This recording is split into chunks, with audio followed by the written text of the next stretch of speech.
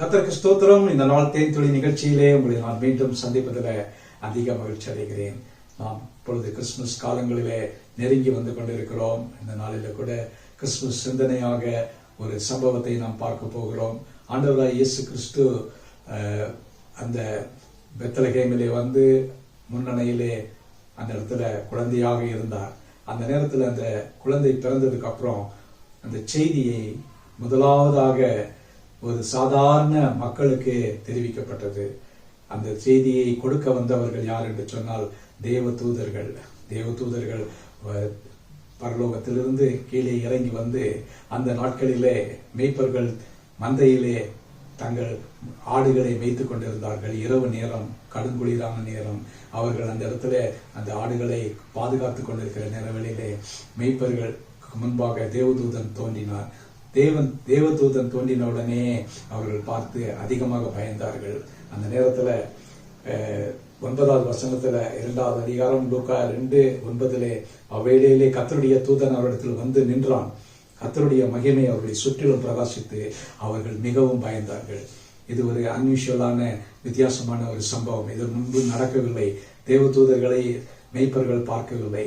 ஆனால் அந்த மேய்ப்பர்கள் அந்த நேரத்துல பயந்து கொண்டிருந்தார்கள். அந்த நேரத்துல தேவதூதன் அவர்களை பார்த்து பயப்படாதிருங்கள் என்று சொன்னான். தேவதூதன் மேலும் அவர்களை நோக்கி, பயப்படாதிருங்கள், இதோ எல்லா ஜனத்துக்கும் மிகுந்த சந்தோஷத்தை உண்டாக்கும் நற்செய்தியை உங்களுக்கு அறிவிக்கிறேன். இன்று அதுதான் மிக முக்கியமான ஒரு செய்தி. பரலோகத்திலிருந்து வந்த செய்தி என்னவென்று சொன்னால், இன்று கர்த்தராகிய கிறிஸ்து என்னும் இரட்சகர் உங்களுக்கு தாவீதின் ஊரிலே பிறந்திருக்கிறார். பிள்ளையை துணிகளில் சுற்றி முன்னணியிலே கிடத்திருக்க காண்பீர்கள். இதுவே உங்களுக்கு அடையாளம். அன்னைக்கு அந்த பெத்லகேமிலே அநேக குழந்தைகள் பிறந்திருந்தாங்க. அந்த இடத்துல குறிப்பாக ஒரு மாட்டு கொட்டகையில அவர் முன்னணியிலே கந்தை துணி புதிந்தவராக அந்த இடத்துல இருந்தார். அதுதான் அவர்களுக்கு அடையாளமாக சொல்லப்பட்டது. அந்த நேரத்துல அந்த மேய்ப்பர்கள் அந்த செய்தியை கேட்டு மனத்துல தீவிரமாக அந்த இடத்துல சென்று அந்த முன்னணியில் இருந்ததான குழந்தையையும் யோசேப்பையும் மரியாளையும் பார்த்து வணங்கினார்கள் என்று பார்க்கிறோம். அதோடு கூட அவர்கள் புறப்பட்டு சென்று எங்கும் அந்த நற்செய்தி அறிவித்தார்கள். இதுதான் மிக முக்கியமான ஒரு காரியம். இந்த நாளில கூட நாம் இந்த நற்செய்தியை உலகமெங்கும் அறிவிக்க வேண்டியவர்களாய் காணப்படுகிறோம். வெறும் கிறிஸ்துமஸ் என்பது ஒரு கொண்டாட்டம் அல்ல.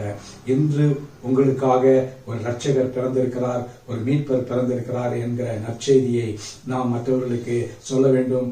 முதலாக மெய்ப்பர்கள் அந்த நேரத்துல போய் தீவிரமாக சென்று அந்த நேரத்துல அவர்கள் எல்லாருக்கும் பிரசித்தம் பண்ணினார்கள் என்று பார்க்கிறோம். இந்த நாளில கூட இந்த கிறிஸ்துமஸ் காலங்களிலே இந்த பிறந்த குழந்தையாகிய இயேசு அல்ல, இரட்சகராகிய இயேசுவை நாம் மற்றவர்களுக்கு அறிமுகப்படுத்துவோம். அவர்தான் உலக இரட்சகர்.